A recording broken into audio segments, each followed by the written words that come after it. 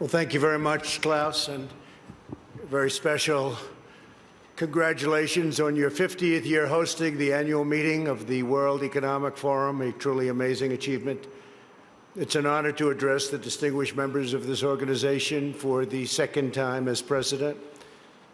When I spoke at this forum 2 years ago, I told you that we had launched the Great American Comeback. Today, I'm proud to declare that the United States is in the midst of an economic boom, the likes of which the world has never seen before. We've regained our stride, rediscovered our spirit, and reawakened the powerful machinery of American enterprise. America is thriving, America is flourishing, and yes, America is winning again like never before. Just last week alone, the United States concluded 2 extraordinary trade deals, the agreement with China and the United States-Mexico-Canada agreement, the 2 biggest trade deals ever made. They just happened to get done in the same week.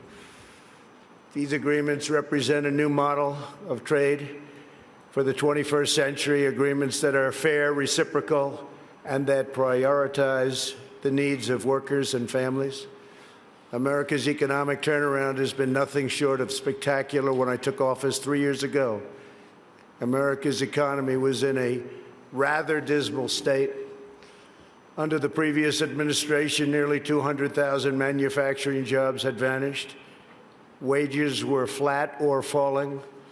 Almost 5 million more Americans had left the labor force than had gotten jobs, and more than 10 million people had been added to the food stamp rolls.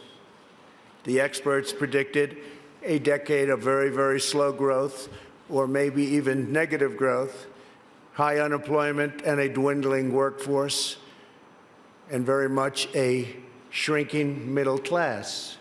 Millions of hardworking, ordinary citizens felt neglected, betrayed, forgotten. They were rapidly losing faith in the system. Before my presidency began, the outlook for many nations was bleak. Top economists warned of a protracted worldwide recession.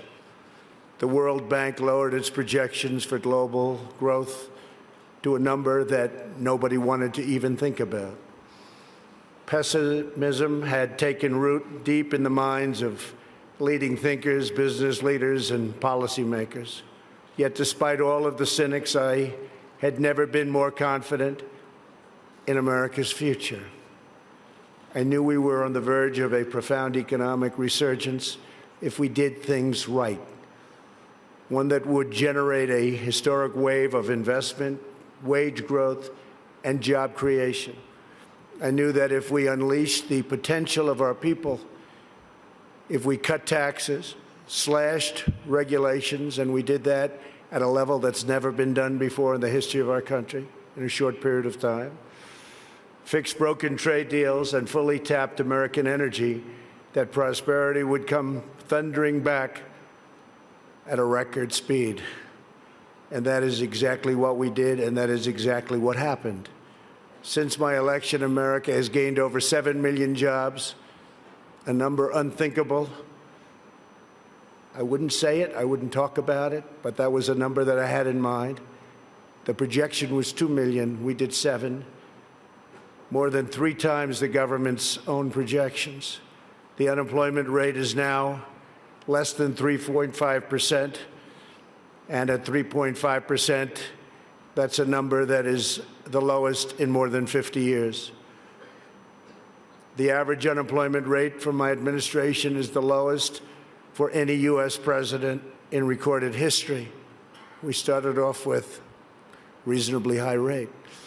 For the first time in decades, we are no longer simply concentrating wealth in the hands of a few. We're concentrating and creating the most inclusive economy ever to exist. We are lifting up Americans of every race, color, religion, and creed. Unemployment rates among African Americans, Hispanic Americans, and Asian Americans have all reached record lows. African American youth unemployment has reached the lowest it's ever been in the history of our country. African American poverty has plummeted to the lowest rate ever recorded. The unemployment rate for women reached the lowest level since 1953, and women now comprise a majority of the American workforce. That's for the first time. The unemployment rate for veterans has dropped to a record low. The unemployment rate for disabled Americans has reached an all-time record low. Workers without a high school diploma have achieved the lowest unemployment rate recorded in U.S. history. Wages are rising across the board, and those at the bottom of the income ladder are enjoying the percentage by far largest gains. Workers' wages are now growing faster than management wages. Earnings growth for the bottom 10% is outpacing the top 10%, something that has not happened. Paychecks for high school graduates are rising faster than for college graduates. Young Americans just entering the workforce are also sharing in America's extraordinary prosperity.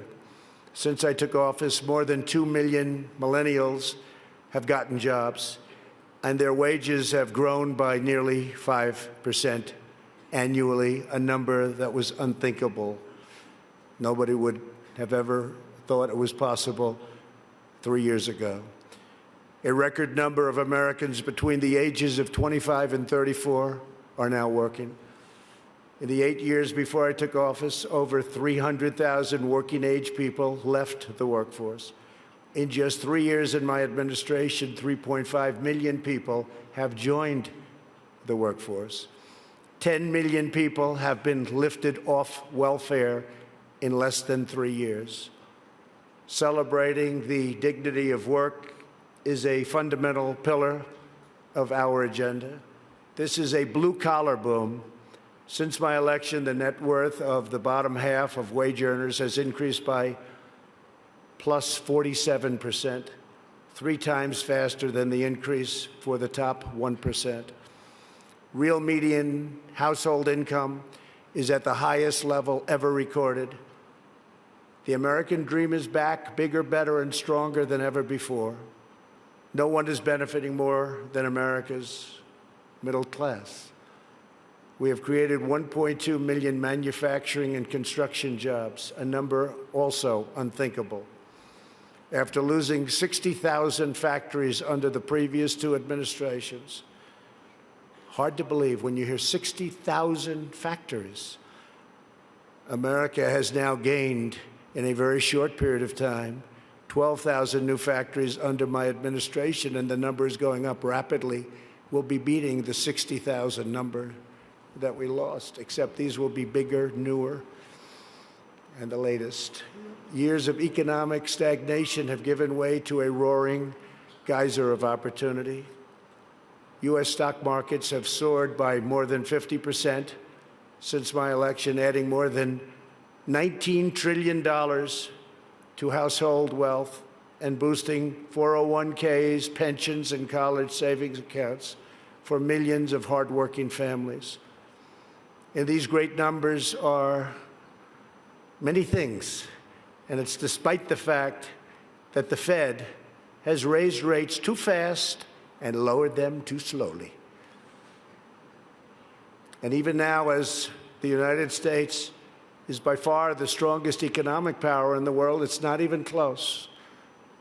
It was going to be close, but a lot of good things happened to us and some not so good things happened to certain other places.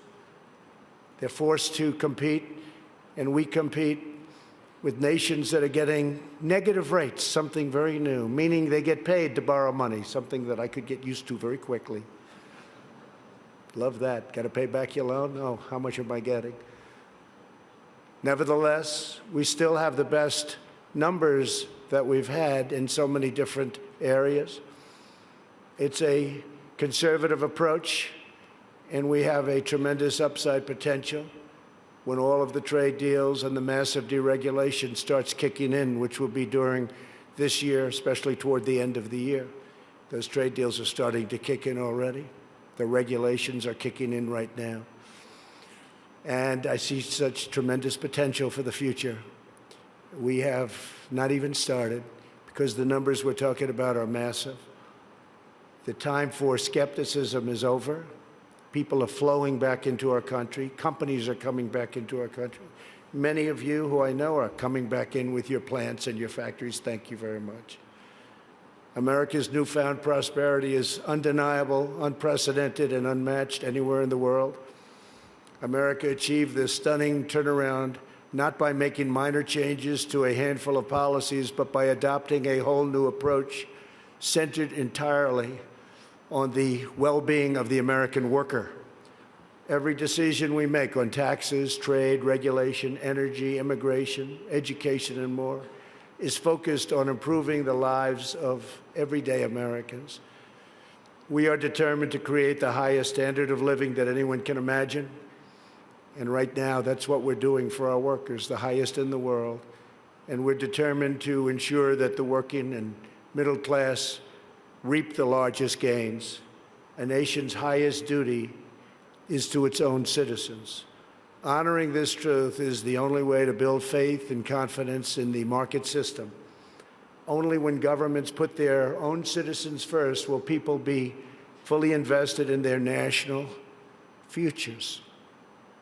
In the United States, we are building an economy that works for everyone, restoring the bonds of love and loyalty that unite citizens and powers nations. Today, I hold up the American model as an example to the world of a working system of free enterprise that will produce the most benefits for the most people in the 21st century and beyond. A pro-worker, pro-citizen, pro-family agenda demonstrates how a nation can thrive when its communities, its companies, its government, and its people work together for the good of the whole nation. As part of this new vision, we passed the largest package of tax cuts and reforms in American history. We doubled the child tax credit, benefiting 40 million American families and lifting 650,000 single mothers and their 1 million children out of poverty, and out of poverty quickly. We passed the first ever tax credit for employers who provide paid paternal leave for employees earning $72,000 or less annually, and passed paid family leave for government employees as a model for the country. We made child care much more affordable and reduced or eliminated child care wait lists all across the nation. Our child care reforms are supporting working parents and ensuring their children have access to high-quality care and education, all of which they very much deserve. We lowered our business tax from the highest in the developed world down to one that's not only competitive, but one of the lower taxes. We created nearly 9,000 opportunity zones in distressed communities where capital gains on long-term investments are now taxed at zero, and tremendous wealth is pouring into areas that for 100 years saw nothing. The 35 million Americans who live in these areas have already seen their home values rise by more than $22 billion. My administration has also made historic investments in historically black colleges and universities. I saved HBCUs. We saved them. They were going out, and we saved them. We're removing roadblocks to success and rewarding businesses that invest in workers, families, and communities.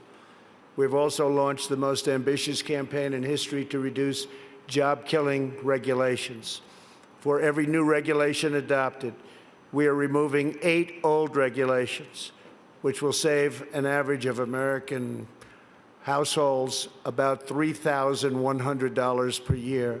It was going to be for every one. We do 2, but we were able to lift that to 8, and we think that's going to go quite a bit higher. We still have a way to go. Today, I urge other nations to follow our example and liberate your citizens from the crushing weight of bureaucracy. With that, you have to run your own countries the way you want. We are also restoring the constitutional rule of law in America, which is essential to our economy our liberty, and our future. And that's why we've appointed over 190 federal judges, a record, to interpret the law as written. 190 federal judges, think of that, and 2 Supreme Court judges. As a result of our efforts, investment is pouring into our country.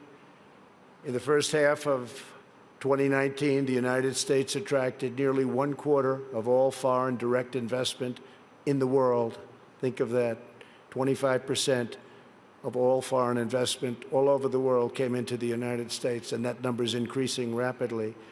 To every business looking for a place where they are free to invest, build, thrive, innovate, and succeed, there is no better place on earth than the United States. As a central part of our commitment to building an inclusive society, we established the National Council for the American Worker. We want every citizen, regardless of age or background, to have the cutting-edge skills to compete and succeed in tomorrow's workplace. This includes critical industries like artificial intelligence, quantum computing, and 5G.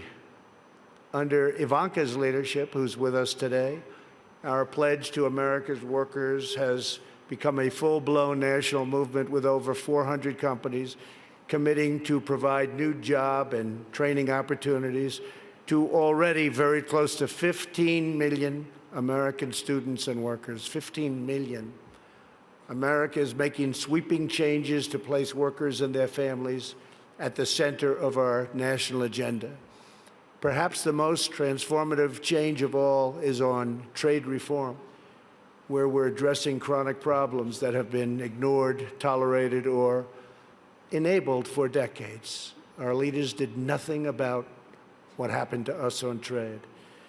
Before I was elected, China's predatory practices were undermining trade for everyone, but no one did anything about it except allow it to keep getting worse and worse and worse. Under my leadership, America confronted the problem head-on. Under our new Phase 1 agreement, Phase 2 is starting negotiations very shortly. China has agreed to substantially do things that they would not have done, measures to protect intellectual property, stop forced technology transfers, remove trade barriers and agricultural goods and on agricultural goods where we were treated so badly, open its financial sector totally, that's done, and maintain a stable currency, all backed by very, very strong enforcement. Our relationship with China right now has probably never been better. We went through a very rough patch, but it's never, ever been better. My relationship with President Xi is an extraordinary one. He's for China, I'm for the U.S., but other than that, we love each other. Additionally, China will spend an additional $200 billion over 2 years on American services, agriculture and energy, and manufactured goods. So we'll be taking in excess of $200 billion, could be closer to $300 billion when it finishes. But these achievements would not have been possible without the implementation of tariffs, which we had to use, and we're using them on others too. And that is why most of our tariffs on China will remain in place during the Phase 2 negotiations. For the most part, the tariffs have been left, and we're being paid billions and billions of dollars a year as a country. As I mentioned earlier, we ended the NAFTA disaster, one of the worst trade deals ever made, not even close, and replaced it with the incredible new trade deal, the USMCA, that's Mexico and Canada. In the nearly 25 years after NAFTA, the United States lost 1 in 4 manufacturing jobs, including nearly 1 in 4 vehicle manufacturing jobs. It was an incentive to leave the country. The NAFTA agreement exemplified the decades-long failures of the international trading system. The agreement shifted wealth to the hands of a few, promoted massive outsourcing, drove down wages, and shuttered plants and factories by the thousands. The plants would leave our country, make the product, sell it into our country. We ended up with no jobs and no taxes, would buy other countries' product. That doesn't happen anymore.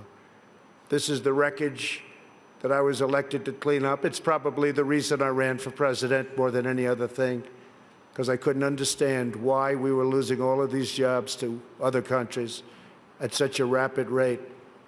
And it got worse and worse, and I think it's probably the primary reason that I ran, but there are other reasons also. And to replace with a new system that puts workers before the special interests, and the special interests will do just fine, but the workers come first. Our brand new USMCA is the result of the broadest coalition ever assembled for a trade agreement. Manufacturing, agriculture, and labor all strongly endorsed the deal. And as you know, it just passed in Congress overwhelmingly. It shows how to solve the 21st century challenge we all face, protecting intellectual property, expanding digital trade, reshoring lost jobs, and ensuring rising wages and living standards. The United States has also concluded a great new trade deal with Japan, approximately $40 billion, and completely renegotiated our deal with South Korea. We're also negotiating many other transactions with many other countries. And we look forward to negotiating a tremendous new deal with the United Kingdom. Have a wonderful new prime minister who wants very much to make a deal, as they say. To protect our security and our economy, we are also boldly embracing American energy independence. The United States is now by far the #1 producer of oil and natural gas anywhere in the world, by far. It's not even close. While many European countries struggle with crippling energy costs, the American energy revolution is saving American families $2,500 every year in lowering electric bills, and numbers that people said couldn't happen. And also, very importantly, prices at the pump. We've been so successful that the United States no longer needs to import energy from hostile nations. With an abundance of American natural gas now available, our European allies no longer have to be vulnerable to unfriendly energy suppliers either. We urge our friends in Europe to use America's vast supply and achieve true energy security. With U.S. companies and researchers leading the way, we are on the threshold of virtually unlimited reserves of energy, including from traditional fuels, LNG, clean coal, next-generation nuclear power, and gas hydrate technologies. At the same time, I'm proud to report the United States is among the cleanest air and drinking water on Earth, and we're going to keep it that way. And we just came out with a report that at this moment, it's the cleanest it's been in the last 40 years. We're committed to conserving the majesty of God's creation and the natural beauty of our world. Today, I'm pleased to announce the United States will join 1 Trillion Trees initiative being launched here at the World Economic Forum. 1 trillion trees. And in doing so, we will continue to show strong leadership in restoring, growing, and better managing our trees and our forests. This is not a time for pessimism. This is a time for optimism.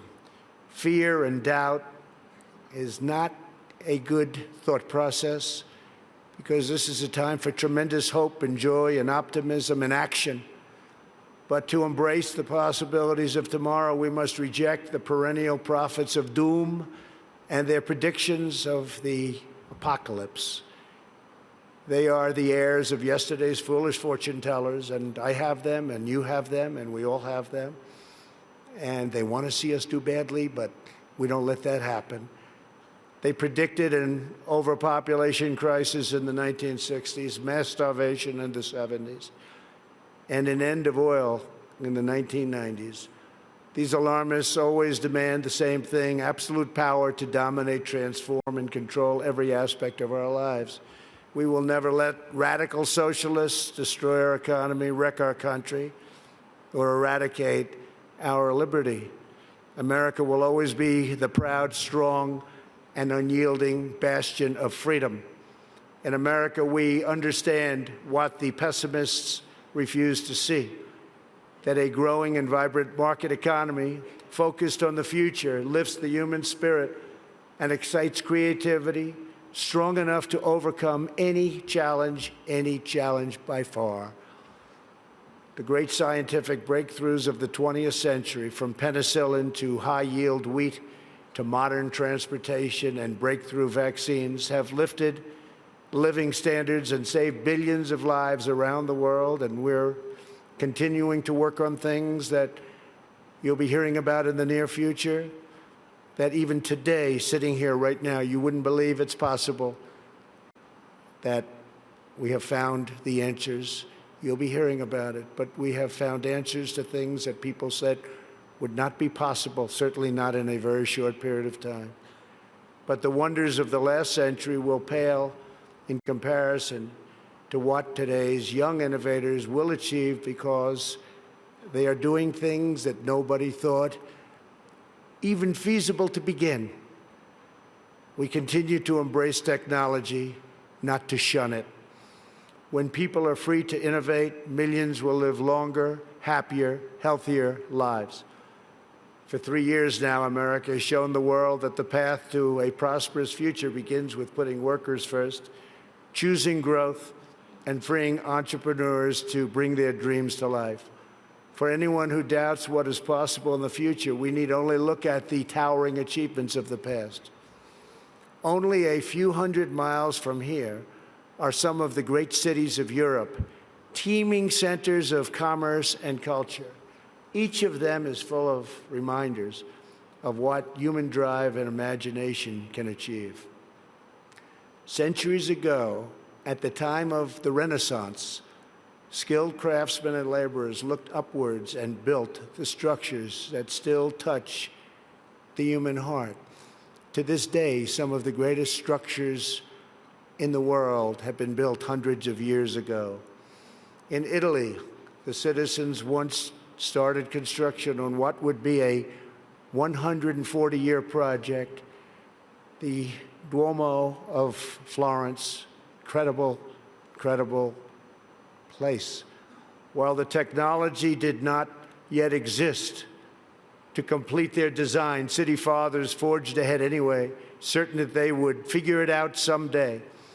These citizens of Florence did not accept limits to their high aspirations, and so the Great Dome was finally built. In France, another century-long project continues to hold such a grip on our hearts and our souls that even 800 years after its construction, when the Cathedral of Notre Dame was engulfed in flames last year, such a sad sight to watch, unbelievable sight, especially for those of us that considered it one of the great monuments and representing so many different things. The whole world grieved. Through her sanctuary now stands scorched and charred, and a sight that's hard to believe. When you got used to it, to look at it now, hard to believe. But we know that Notre Dame will be restored magnificently. The great bells will once again ring out for all to hear, giving glory to God and filling millions with wonder and awe. The cathedrals of Europe teach us to pursue big dreams, daring adventures, and unbridled ambitions. They urge us to consider not only what we build today, but what we will endure long after we are gone. They testify to the power of ordinary people to realize extraordinary achievements when united by a grand and noble purpose. So together we must go forward with confidence, determination, and vision. We must not be timid or meek or fearful, but instead we must boldly seize the day and embrace the moment. We have so many great leaders in this room, not only business leaders, but leaders of nations. And some are doing such a fantastic job. We work together very closely. We will draw strength from the glories of the past, and we will make greatness our common mission for the future. Together, we will make our nations stronger, our countries safer, our culture richer, our people freer, and the world more beautiful than ever before. Above all else, we will forever be loyal to our workers, our citizens, and our families, the men and women who are the backbone of our economies, the heart of our communities, and the soul of our countries. Let us bring light to their lives one by one and empower them to light up the world. Thank you very much. God bless you. God bless your countries, and God bless America. Thank you. Thank you very much.